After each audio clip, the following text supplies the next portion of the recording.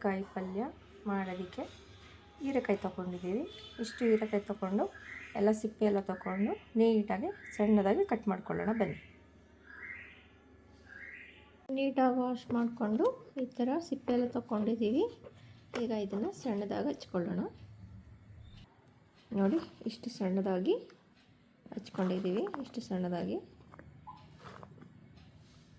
ಈಗ ಬನ್ನಿ ಮಾಡೋದು ಹೇಗೆ ನೋಡೋಣ.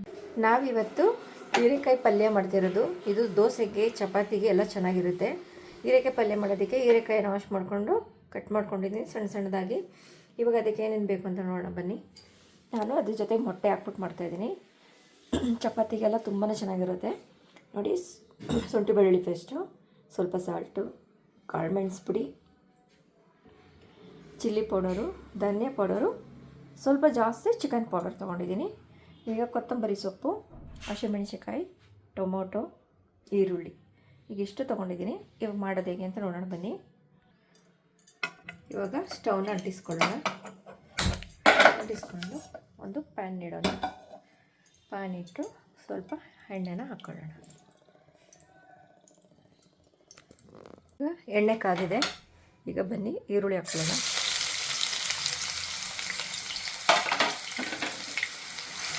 ಈರುಳ್ಳಿನ ಸ್ವಲ್ಪ ಕೆಂಪಾಗಿ ಹುರ್ಕೊಳ್ಳೋಣ.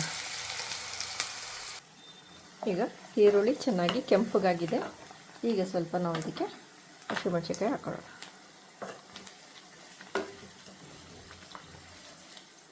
ಹಸಿಮೆಣಸಿನ್ಕಾಯಿ ಹಾಕ್ಕೊಂಡು ಸ್ವಲ್ಪ ಅದನ್ನು ಹುರ್ಕೊಳ್ಳೋಣ.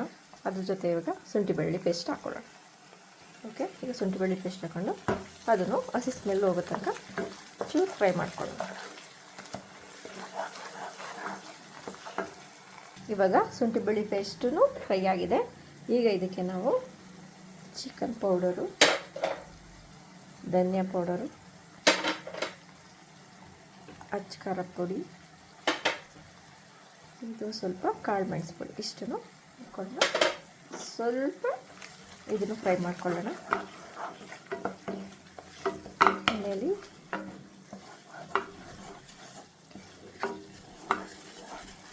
ಇದನ್ನು ಹೇಗೆ ಫ್ರೈ ಮಾಡಿಕೊಂಡು ಈಗ ಇದಕ್ಕೆ ನಾವು 6 ಮೊಟ್ಟೆ ತೊಗೊಂಡಿದ್ದೀನಿ. ಅದನ್ನು ಈ ಥರ ಬೌಲ್ಗೆ ಹಾಕ್ಕೊಂಡಿದ್ದೀನಿ. ಇದನ್ನು ಇಷ್ಟನ್ನು ಹಾಕ್ಕೊಳ್ಳೋಣ. ಫಸ್ಟು ಹೀರೆಕಾಯಿ ಹಾಕಿದ್ಮೇಲೆ ಮೊಟ್ಟೆ ಹಾಕಿದ್ರೆ ಆ ಮೊಟ್ಟೆ ಸ್ಮೆಲ್ ಹಂಗೆ ಇರುತ್ತೆ. ಅದಕ್ಕೆ ನಾವು ಫಸ್ಟು ಮೊಟ್ಟೆನ ನೀಟಾಗಿ ಹೀಗೆ ಫ್ರೈ ಮಾಡ್ಕೊಳ್ಳೋಣ. ಮೊಟ್ಟೆ ಫ್ರೈ ಆದಮೇಲೆ ನಾವು ಹೀರೆಕಾಯಿನ ಆ್ಯಡ್ ಮಾಡ್ಕೊಳ್ಳೋದು. ಇದು ಸ್ವಲ್ಪ ಚೆನ್ನಾಗಿ ಫ್ರೈ ಆಗಿ ನೋಡಿ, ಈ ಥರ ಮೊಟ್ಟೆ ಬಿಡಿ ಬಿಡಿ ಆಗೋವರೆಗೂ ಈ ಥರ ನಾವು ಚೆನ್ನಾಗಿ ಅದನ್ನು ಫ್ರೈ ಮಾಡ್ಕೊಳ್ಳೋಣ. ಈಗ ಫ್ರೈ ಮಾಡ್ಕೊಂಡಿದ್ದಾಗಿದೆ. ಸೊ ಈಗ ಸ್ವಲ್ಪ ಚಿಟಿಕೆ ಅರಿಶಿನ ಹಾಕ್ಕೊತಿದ್ದೀನಿ. ಜೊತೆಗೆ ಟೊಮೊಟೊನ ಆ್ಯಡ್ ಮಾಡ್ಕೊತಾ ಇದ್ದೀನಿ. ಹಾಗೆ ಟೊಮೊಟೊ ಜೊತೆಗೆ ನಾನು ಸಾಲ್ಟನ್ನ ಸ್ವಲ್ಪ ಹಾಕ್ಕೊತಿದ್ದೀನಿ. ಯಾಕಂದರೆ ಟೊಮೊಟೊ ಬೇಗ ಸಾಫ್ಟ್ ಆಗುತ್ತೆ. ಸೊ ಹಂಗಾಗಿ ಹಾಕ್ಕೊತಿದ್ದೀನಿ. ಈಗ ಹಾಕ್ಕೊಂಡು ನೀಟಾಗಿ ಇದನ್ನು ಟೊಮೊಟೊ ಸಾಫ್ಟ್ ಆಗೋವರೆಗೂ ಇದನ್ನು ಫ್ರೈ ಮಾಡೋಣ. ಇವಾಗ ನೋಡಿ, ಟೊಮೊಟೊ ಇಷ್ಟು ಚೆನ್ನಾಗಿ ಹೊಂದ್ಕೊಂಡಿದೆ ಇದಕ್ಕೆ ಮೊಟ್ಟೆ ಜೊತೆಗೆ, ಸಾಫ್ಟು ಆಗಿದೆ. ಸೊ ಇದಕ್ಕೆ ಇವಾಗ ನಾವು ಹೀರೆಕಾಯಿನ ಆ್ಯಡ್ ಮಾಡ್ಕೊಳ್ಳೋಣ. ಈಗ ನಾನು 1 kg ಹೀರೆಕಾಯಿ ತೊಗೊಂಡಿದ್ದೀನಿ. ಹೀರೆಕಾಯಿನ ಆ್ಯಡ್ ಮಾಡ್ಕೊಳ್ಳೋಣ. ಇದಕ್ಕೆ ನಾನು ಯಾವುದೇ ರೀತಿ ನೀರೇನು ಹಾಕಲ್ಲ, ಇದೇ ನೀರು ಬಿಟ್ಕೊಳ್ಳುತ್ತೆ. ಸೊ ಇದನ್ನು ನಾವು ಹಾಗೆ ನೀಟಾಗಿ ಫ್ರೈ ಮಾಡ್ಕೊಳ್ಳೋಣ. ಇದೆಲ್ಲ ಈ ಥರ ಮಾಡಿಕೊಂಡು ಇದನ್ನು ಚೆನ್ನಾಗಿ ಫ್ರೈ ಮಾಡ್ಕೊಳ್ಳೋಣ ಬನ್ನಿ. ನೋಡಿ, ಈ ಥರ ಎಲ್ಲ ನೀಟಾಗಿ ಮಿಕ್ಸ್ ಮಾಡ್ಕೊಂಡಿದ್ದೀವಿ. ಈಗ ಇದನ್ನು ನೀಟಾಗಿ ಎಲ್ಲ ಮಿಕ್ಸ್ ಮಾಡಿಕೊಡ್ಬೇಕು. ಮಾಡ್ಕೊಂಡಾದಮೇಲೆ ಸ್ವಲ್ಪ ಇದಕ್ಕೆ ನಾವು ಆವಾಗಲೇ ಸಾಲ್ಟ್ ಹಾಕಿದ್ದೀವಿ.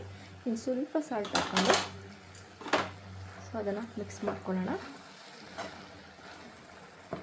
ಮಾಡ್ಕೊಂಡಾದಮೇಲೆ ನಾವು 2 ನಿಮಿಷ ಕ್ಲೋಸ್ ಮಾಡಿ ಹಾಗೆ ಬೇಯಿಸ್ಕೊಳ್ಳೋಣ. ನೀರು ಏನೂ ಹಾಕೋಂಗಿಲ್ಲ. ಸೊ ಅದೇ ನೀರು ಬಿಟ್ಕೊಳ್ಳುತ್ತೆ. ಒಂದೆರಡು ನಿಮಿಷ ಅದನ್ನು ಬೇಯಿಸ್ಕೊಳ್ಳೋಣ. ಇವಾಗ ಬನ್ನಿ ನೋಡೋಣ. ನೋಡಿ ಎಷ್ಟು ಚೆನ್ನಾಗಿ ಬಂದಿದೆ. ನೋಡಿ, ನೀರು ಅದೇ ಬಿಟ್ಕೊಂಡಿದೆ. ನೀರು ಹಾಕೋ ಅವಶ್ಯಕತೆ ಇರೋದಿಲ್ಲ. ಸೊ ಇವಾಗ ನೀಟಾಗಿ ಬೆಂದಿದೆ ಅನ್ಕೋತೀನಿ. ಇವಾಗ ನಾನು ಇಲ್ಲಿ ಸ್ವಲ್ಪ ಹಾಲಿನ ಕೆನೆ ತೊಗೊಂಡು ಚೆನ್ನಾಗಿ ಸ್ಮ್ಯಾಶ್ ಮಾಡ್ಕೊಂಡಿದ್ದೀನಿ. ಇದು ಮನೆಯದೇ ಹಾಲಿನ ಕೆನೆ. ಸೊ ಇದನ್ನು ಇದಕ್ಕೆ ಈಗ ಹಾಕ್ಕೊಳ್ಳೋಣ. ಇದಕ್ಕೆ ಇವಾಗ ಹಾಲಂಕೆನೆ ಹಾಕಿದ್ರೆ ಟೇಸ್ಟು ತುಂಬ ಚೆನ್ನಾಗಿರುತ್ತೆ. ಹಾಲಂಕೆನೆ ಹಾಕ್ಕೊಂಡು ನೀವು ಮಾಡ್ಕೊಳ್ಳಿ ಮನೆಯಲ್ಲಿ. ಇವಾಗ ಇದಕ್ಕೆ ನಾನು ಲಾಸ್ಟ್ನೇದಾಗಿ ಕೊತ್ತಂಬರಿ ಸೊಪ್ಪನ್ನ ಆ್ಯಡ್ ಮಾಡ್ಕೊತಿದ್ದೀನಿ. ಈಗ ಕೊತ್ತಂಬರಿ ಸೊಪ್ಪಲ್ಲಿ ಹಾಕಿ ಇದನ್ನು ನೀಟಾಗಿ ಮಿಕ್ಸ್ ಮಾಡ್ಕೊಳ್ಳೋಣ. ತುಂಬಾ ಚೆನ್ನಾಗಿರುತ್ತೆ ವೀಕ್ಷಕರೇ. ನೀವು ಒಂದ್ಸಲ ಮನೇಲಿ ಟ್ರೈ ಮಾಡಿ. ಹೀರೆಕಾಯಿ ಮೊಟ್ಟೆ ಪಲ್ಯ ದೋಸೆಗೆ, ಚಪಾತಿಗೆ ಎಲ್ಲದಕ್ಕೂ ತುಂಬಾ ಚೆನ್ನಾಗಿರುತ್ತೆ. ತುಂಬ ಅದ್ಭುತವಾದ ರುಚಿ. ಒಮ್ಮೆ ಮನೇಲಿ ಟ್ರೈ ಮಾಡಿ.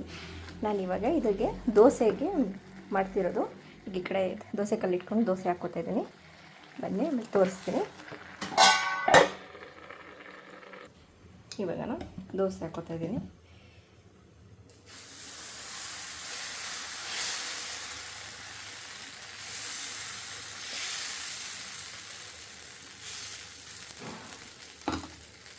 ಬನ್ನಿ ಇವಾಗ ಆಗಿದೆ. ಆಲ್ಮೋಸ್ಟು ಹೇಗೆ ಬಂದಿದೆ ನೋಡೋಣ. ನೋಡಿ ಚೆನ್ನಾಗಿ ಬಂದಿದೆ. ಇವಾಗ ನಾನು ಮಾಡಿರೋ ಮೊಟ್ಟೆ ಪಲ್ಯ ಟೇಸ್ಟ್ ಹೇಗಿದೆ ಅಂತ ತಿಂದ್ಬಿಟ್ಟು ಹೇಳೋಣ ಬನ್ನಿ. ಇವಾಗ ನಾನಿವತ್ತು ದೋಸೆ ಜೊತೆಗೆ ನಮ್ಮ ಯಜಮಾನ್ರು ಕೊಡ್ತಾಯಿದ್ದೀನಿ ತಿನ್ನೋದಕ್ಕೆ. ಹೇಗಿತ್ತು ಕೇಳೋಣ ಬನ್ನಿ. ತುಂಬ ಅದ್ಭುತವಾಗಿರುತ್ತೆ ರುಚಿ ಅಂತೂ. ಮಕ್ಕಳಿಗೆ ತುಂಬಾ ಇಷ್ಟ ಆಗುತ್ತೆ. ಹೀರೆಕಾಯಿ ಎಲ್ಲ ತಿನ್ನಲ್ಲ ಮಕ್ಕಳು ಅಂತ ಹೇಳಿದ್ರೆ ಈ ಥರ ಮಾಡಿಕೊಡಿ, ಖುಷಿಪಟ್ಟು ತಿಂತಾರೆ. ಮನೇಲಿ ಮಾಡಿ ಟ್ರೈ ಮಾಡಿ ಟೇಸ್ಟ್ ಹೇಗಿತ್ತು ಅಂತ ಹೇಳಿ ಕಮೆಂಟ್ ಮಾಡಿ ತಿಳಿಸಿ.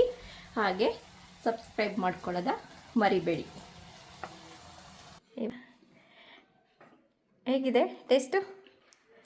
ಸೂಪರ್. Thank you.